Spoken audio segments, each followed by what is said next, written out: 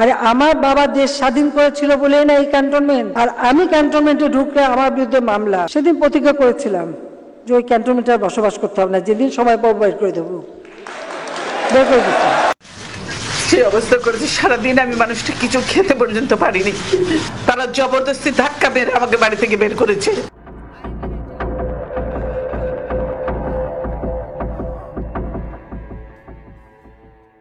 বাংলাদেশের চিরায়ত রাজনীতি মানেই বৈরিতা।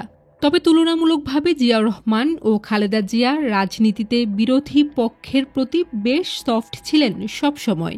প্রথমে জিয়াউর রহমানের কথাই বলা যাক। বিএনপির প্রধান প্রতিপক্ষ আওয়ামী লীগকে নতুনভাবে রাজনীতিতে ফিরিয়ে আনতে গুরুত্বপূর্ণ ভূমিকা পালন করেছিলেন জিয়া। ১৯৮১ সালে শেখ হাসিনাকে দেশে ফিরিয়ে এনে নতুন রাজনীতির ইঙ্গিত তিনি দিয়েছিলেন। কিন্তু জেনে অবাক হবেন, সেটাই শুধু নয়, শেখ হাসিনার স্বামী ওয়াজেদ মিয়াকে যুক্তরাষ্ট্রের দূতাবাসে চাকরি দিতে চেয়েছিলেন জিয়াউর রহমান। ১৯৭৭ সালের গোড়ার দিকে জিয়াউর রহমান ভারতে নিযুক্ত তৎকালীন বাংলাদেশের রাষ্ট্রদূত শামসুর রহমানের মাধ্যমে যুক্তরাষ্ট্রের নিউ ইয়র্কে বাংলাদেশ দূতাবাসে শিক্ষা ও বিজ্ঞান বিষয়ক কাউন্সিলর নিয়োগের প্রস্তাব দিয়েছিলেন। বিষয়টির উল্লেখ রয়েছে ওয়াজেদ মিয়ার বঙ্গবন্ধুকে ঘিরে কিছু ঘটনা ও বাংলাদেশ নামক বইতে। ওয়াজেদ মিয়া খুবই কৃতজ্ঞ ভাষায় লিখেছেন এইসব ইতিহাস।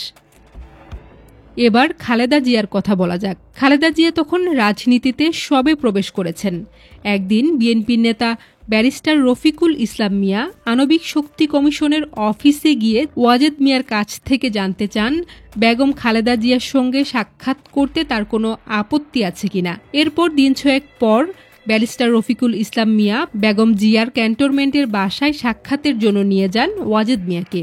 সন্ধ্যা 7:15টার দিকে খালেদা জিয়ার সঙ্গে কথা হয় ওয়াজেদ মিয়ার।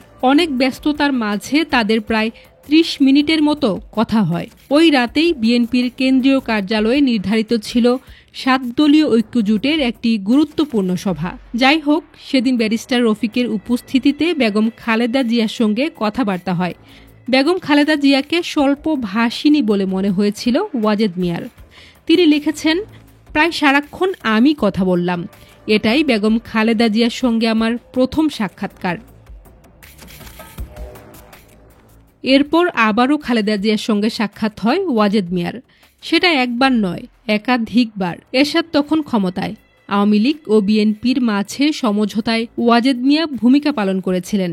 এমনকি দুই দলের যৌথ ঘোষণার সমস্ত আয়োজন করে ফেলেছিলেন ওয়াজেদ মিয়া। যদিও দুই নেত্রী সেই সময়ে যৌথ ঘোষণায় স্বাক্ষর করেননি, তবুও বেগম খালেদা জিয়া সাংবাদিকদের বলেছিলেন, আলোচনা বৈঠকের আয়োজন করার জন্য আমরা ডক্টর ওয়াজেদকে জানাই অশেষ ধন্যবাদ ও কৃতজ্ঞতা। আওয়ামী লীগের যারা সত্যিকার নেতা তাদেরও অনেক মূল্যায়ন হয় না, ওখানে জুটেছে কতগুলা পরগাছা।